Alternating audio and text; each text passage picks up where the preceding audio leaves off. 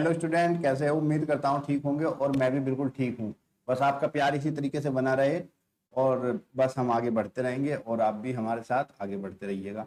आज है पर्सनावली 1.2 और 1.1 जो है हम इससे पहले कर चुके हैं, इससे पहले एक्सरसाइज में, जिसका लिंक आपको इसके डिस्क्रिप्शन में मिल जाएगा। देखते हैं प्रश्न नंबर पहला प्रश्न है हमारा, निम्नलिखित में से कौन से रिक्त समुच्चय के उदाहरण हैं? तो पहले तो बच्चों आपको पता होना चाहिए रिक्त समुच्चय क्या होते हैं। तो देखिए, परिभाषा के अनुसार रिक्त समुच्चय वो होते हैं जिसके अंदर एक भी अवयव नहीं होता, कोई भी अवयव उसके अंदर नहीं होता, उनको हम रिक्त समुच्चय कहते हैं। रिक्त समुच्चय को हम फाई से प्रदर्शित करते हैं या फिर हम खाली ब्रैकेट से भी उसको प्रदर्शित कर सकते हैं। पहला प्रश्न है हमारा, दो से भाज्य विषम प्रकृतिक संख्याओं का समुच्चय। भाई ऐसी विषम संख्याएं जो दो से भाज्य हो जाएं। तो बच्चों आप जानते हो प्राकृतिक विषम संख्याएं क्या होती हैं? विषम संख्याएं होती हैं हमारी कौन कौन सी? 1, 3, 5, 7 ऐसे। पर क्या कभी विषम संख्या दो से भाज्य होती है? कोई भी विषम संख्या दो से नहीं कटती है, ये आपको पता है। तो जब कोई संख्या हमारी दो से कट ही नहीं सकती है तो उसके अंदर कोई अवयव हो ही नहीं सकता। तो ऐसी कोई संख्या बन ही नहीं सकती, ऐसी कोई विषम संख्या बन ही नहीं सकती जो दो से भाज्य हो जाए। तो इसलिए हम कहेंगे कि ये जो हमारे पहले वाला है ये क्या है? रिक्त समुच्चय है, ये हमारा रिक्त समुच्चय है। ओके, दूसरा देखिए, सम अभाज्य संख्याओं का समुच्चय। ऐसी संख्याएं जो सम भी हो और साथ साथ अभाज्य भी हो, ऐसी संख्याओं का समुच्चय। तो सम अभाज्य संख्या तो होती है दो, एक ही इकलौती ऐसी सम अभाज्य संख्या होती है जो कि सम भी होती है और अभाज्य भी, वो हमारी दो होती है। तो ये जो हमारा है रिक्त समुच्चय नहीं होगा, ये रिक्त समुच्चय नहीं होगा क्योंकि यहाँ तो कोई अवयव है। x एक प्राकृतिक संख्या, एक ऐसी प्राकृतिक संख्या है जहां x 5 से बड़ा है, x 5 से बड़ा है और साथ ही साथ x 7 से छोटा है। तो 5 से बड़ा और 7 से छोटा तो हमारा क्या होगा? 6 हो जाएगा। भाई 5 से बड़ा और 7 से छोटा हमारा क्या हो जाएगा? 6 संख्या हो जाएगी। तो 6 में तो अवयव हो गया ना, यहाँ पे तो एक अवयव मिल गया हमें। अब ये अवयव मिल गया तो इसका मतलब ये एक रिक्त समुच्चय नहीं है, ये एक रिक्त समुच्चय नहीं है। y किन्हीं दो समांतर संख्याओं का उभयनिष्ठ बिंदु, y किसी दो समांतर संख्याओं उभयनिष्ठ बिंदु, संख्याओं का उभयनिष्ठ बिंदु। तो बच्चों आपको पता है कि जो समांतर संख्याएं होती हैं वो क्या होती हैं? समांतर संख्याएं हमेशा बराबर दूरी पर चलती हैं, जैसे कि रेल की पटरी मान लो। तो वो जब कभी आपस में काटेंगी नहीं, एक दूसरे को कभी प्रतिच्छेद ही नहीं करेंगी, तो उनका उभयनिष्ठ बिंदु कभी होगा ही नहीं। और जब उनका उभयनिष्ठ बिंदु होगा ही नहीं तो इसके अंदर कोई अवयव नहीं आएगा, जो उसने कहा ऐसा कोई समुच्चय हो ही नहीं सकता। और जब हो ही नहीं सकता तो उसका मतलब ये हमारा रिक्त समुच्चय है। तो ये हमारा रिक्त समुच्चय हो जाएगा क्योंकि दो समांतर रेखाएं कभी भी एक दूसरे को कहीं पे भी नहीं काटती हैं, और जब वो नहीं काटेंगी तो उनका कोई उभयनिष्ठ बिंदु भी नहीं बनेगा, इसलिए ये भी हमारा एक रिक्त समुच्चय हो जाएगा। ठीक है, इसी के साथ हमारा पहला क्वेश्चन कंप्लीट हुआ। हम प्रश्न संख्या 2 पे चलते हैं। उम्मीद करता हूं बच्चा आपको बहुत अच्छे से समझ में आ रहा होगा। देखिए, प्रश्न संख्या 2 है हमारी। प्रश्न संख्या 2 में हमें बताना है निम्नलिखित समुच्चय में से कौन परिमित है और कौन अपरिमित। देखो, परिमित का मतलब क्या होता है? परिमित जिसकी एक सीमा हो, कोई लिमिट हो, उसको हम परिमित समुच्चय कहते हैं। अपरिमित जिसकी कोई भी सीमा नहीं हो, जिसकी कोई सीमा नहीं होती, उसको हम अपरिमित समुच्चय कहते हैं। ठीक है, यानी कि जहां पे कुछ लिमिट है, कुछ लिमिटेशन है, वो हमारा परिमित होगा, और जहां पे कोई भी लिमिटेशन नहीं है वो हमारा अपरिमित समुच्चय हो जाएगा। चलिए पहला प्रश्न देखते हैं कि परिमित है कि अपरिमित। वर्षों के महीनों का समुच्चय, भाई जो हमारा पूरा साल है उसके महीनों का समुच्चय। तो भाई वर्षों के जो महीने होते हैं वो तो लिमिट होती है ना, जनवरी, फरवरी, मार्च, अप्रैल, मई, जून, जुलाई, अगस्त, सितंबर, अक्टूबर, नवंबर, दिसंबर। तो यहाँ पे तो कुल 12 महीने होते हैं। 12 महीने होते हैं तो यहाँ पे तो एक लिमिट है ना, कुल 12 महीने होते हैं, तो यहाँ पे हम समुच्चय बना सकते हैं। और कैसे समुच्चय बनेगा हमारा? परिमित, क्योंकि यहाँ पे एक लिमिट है, कुल 12 ही महीने हैं, तो ये हमारा परिमित समुच्चय हो जाएगा। कैसा हो जाएगा? ये हमारा परिमित समुच्चय। ठीक है बच्चों, अगला है आपका 1, 2, 3 और डैश डैश डैश, यानी कि यहाँ पे 1, 2, 3, 4, 5, 6 ऐसे पता नहीं कहां तक चलता चला जाएगा। ये तो हमारा प्राकृतिक संख्याओं का समुच्चय बन गया, ये हमारा प्राकृतिक संख्याओं का, और यहाँ पे कोई लिमिट भी नहीं है, ये कभी खत्म ही नहीं होगा। तो जब यहाँ पे कोई लिमिट नहीं है तो ये हमारा अपरिमित समुच्चय हो जाएगा। अपरिमित मतलब जिसकी कोई भी लिमिट ना हो, कोई सीमा ना हो, हमेशा बढ़ता ही चला जाएगा, रुकेगा ही नहीं कहीं।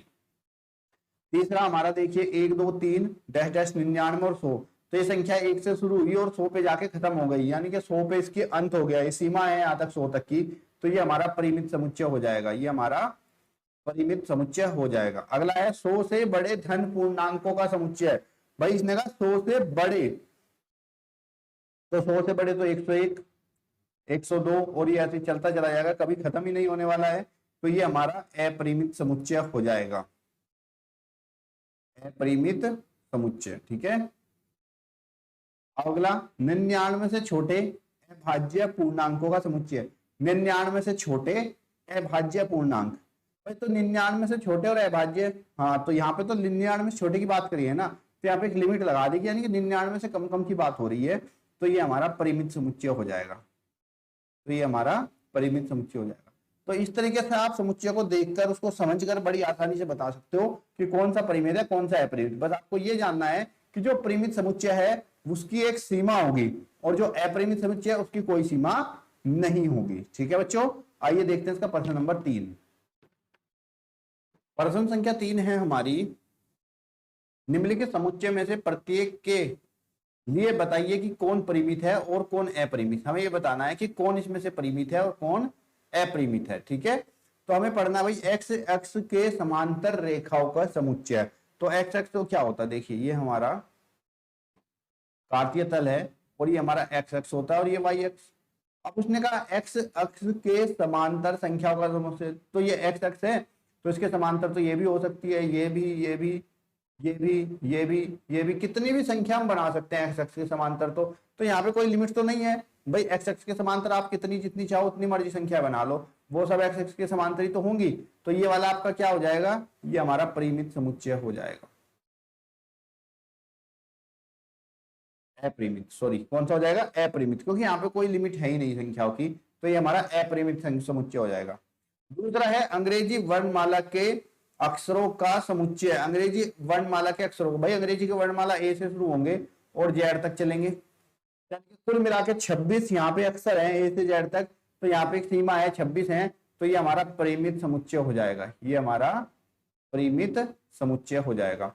अगला है उन संख्याओं का समुच्चय जो 5 की गुणक है। भाई ऐसी संख्या है जो 5 का गुणक है, 5 का गुणज है, तो 5 का गुणज का मतलब भाई 5 का गुणज 5 से, जो 5 से कट जाए या 5 के पहाड़े में आती है, तो ऐसी संख्या तो हमारी 5 10 15 20 25 30 35 पता नहीं कितनी हो सकती हैं, कोई लिमिट नहीं है, तो 5 के गुणज तो हमारे अनंत तक जा सकते हैं, तो ये हमारा अपरिमित हो जाएगा, अपरिमित समुच्चय। अगला है पृथ्वी पर रहने वाले जानवरों का समुच्चय। भाई पृथ्वी पर रहने वाले जानवर कोई लिमिट नहीं है कि आप तक कितने जानवर हैं, समुद्र में कितने हैं, ऊपर कितने हैं, थल पे कितने हैं, जल में कितने हैं, तो ये भी हमारा अपरिमित हो जाएगा। अगला मूल बिंदु से होकर जाने वाले वर्तों का समुच्चय। ऐसे वर्त जो मूल बिंदु से होकर जाएं, तो मूल बिंदु से होकर जाने वाले वर्तों का समुच्चय क्या होगा, ये देखिए भाई कार्तीय तल है हमारा, मूल बिंदु तो वहीं पे आता है जहां दो रेखाएं काटती हैं कार्तीय तल में। अब इससे कितने वर्त होके गुजर सकते हैं, इससे इतने वर्त होके गुजर सकते हैं जिसकी कोई लिमिट नहीं है, तो ये भी हमारा अपरिमित समुच्चय हो जाएगा, ये भी हमारा अपरिमित समुच्चय हो जाएगा।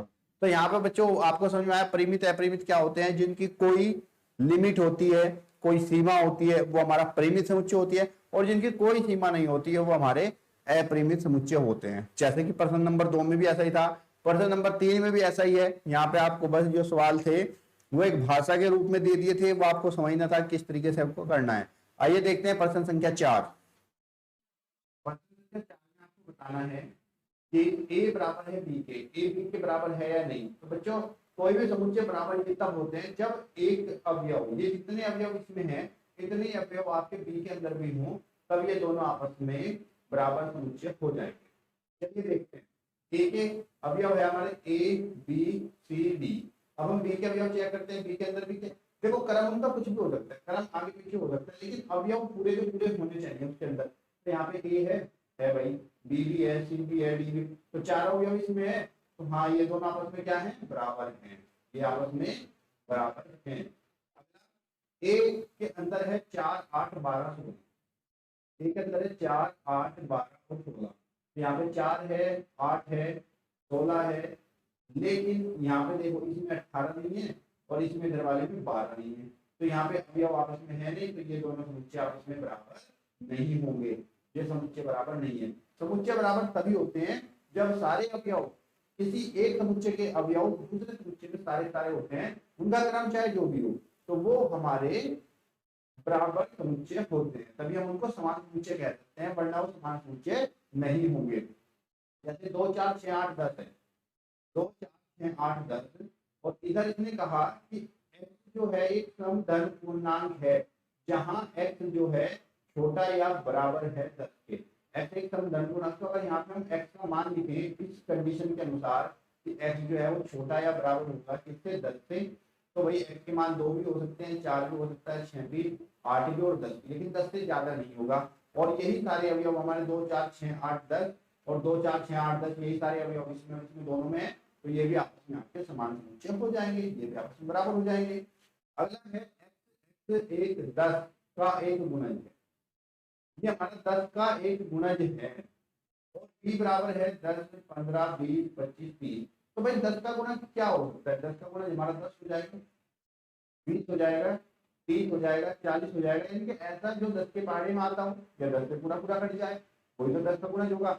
अब यहाँ पे जब हमारा दूसरा समुच्चय में देखा तो इसमें अंदर 15 है, ये तो 10 का गुणज नहीं होता, ये भी 10 का गुणज नहीं होता, और ये शरीर ऐसी आगे बढ़ती जा रही है, तो इसका मतलब ये दोनों आपस में बराबर समुच्चय नहीं है। हम लिखेंगे ये बराबर नहीं है। तो उम्मीद करता हूँ बच्चों आपको बराबर समान समुच्चय देखना आ गया होगा। इस तरीके से हम देखते हैं भाई इसके अंदर सारे सारे अवयव उसके अंदर है तो वो समान समुच्चय होगा, और अवयव उसके अंदर नहीं है तो वो समान समुच्चय नहीं होगा। आइए देखते हैं प्रश्न संख्या 5। प्रश्न संख्या 5 में भी हमें बताना है कि क्या जो दिए गए युग्म है वो समान है या नहीं है। 2 और 3, एक के अंदर जो अवयव है 2 और 3 है, दूसरी तरफ हमें इसमें समीकरण दे दी, समीकरण हमें दे दी x² + 5x + 6 = 0। तो हमें इस समीकरण को हल करके देखना होगा क्या है, ठीक है। तो हल करेंगे, 6 कैसे टुकड़े, गुणा करें 6 आए और जोड़ने पर 5, तो 6 के टुकड़े होते हैं 2 × 3, 2 × 6, तो x² 5 को लिखेंगे 2x + 3x + 6 = 0। यहाँ पे कॉमन ले लोगे, x + 2 आ जाएगा, यहाँ से 3 कॉमन ले लेंगे और ये भी x + 2 आ जाएगा, बराबर में 0 + 2 + 3 बराबर 0 हो जाएगा। तो x का मान हमारा यहाँ पे x का मान कितना होगा, एक बार x + 2 को बराबर, तो x का मान -2 और x का मान कितना होगा -3।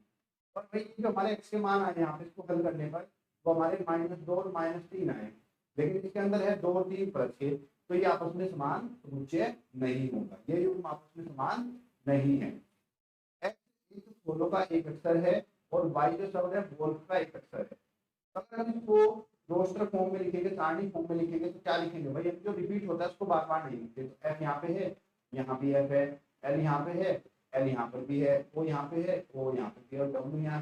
तो इसमें देखो सारे अक्षर हैं, अगर हम इसको रोस्टर विधि में लिखेंगे तो रोस्टर विधि में जो रिपीट होता है उसको तो नहीं लिखते, तो सारे अक्षर वोल्फ में और फॉलो में जो है बराबर समान अक्षर है, तो ये हमारे समान युग्म हो जाएगा। तो ये हमारा कैसा युग्म है, ठीक है बच्चों, उम्मीद करता हूँ ये भी समझ में आया होगा। आइए देखते हैं लास्ट प्रश्न, प्रश्न नंबर 6। प्रश्न संख्या 6 में हमें बताना है निम्नलिखित दिए हुए समुच्चय में से समान समुच्चय का चयन कीजिए। इसमें से हमें समान समुच्चय को छांटना है कि समान समुच्चय हमारा कौन कौन सा है। तो पहले में 2, 4, 8, 12, कहीं और भी है 2, 4, 8, 12 नहीं, तो ये किसी के समान नहीं है। 1, 2, 3, 4 और इधर 1, 2, 3, 4, हाँ भाई बी में और बी में दोनों में समान अवयव हैं, तो बी जो है वो बराबर, तो ये हो गया हमारा। सी में 4, 8, 12, 14 और कहीं भी 4, 8, 12, 14 नहीं है। ई में है -1, 1, ई में है -1, 1 और देखिए जी में भी है -1 और 1, हमारा ई जो है वो जी के बराबर हो जाए। तो हमारे इसमें सिर्फ 2 ही जोड़े बराबर मिले, एक ये और दूसरा ये, बाकी और किसी में अवयव बराबर नहीं है, तो यही हमारा उत्तर हो जाए।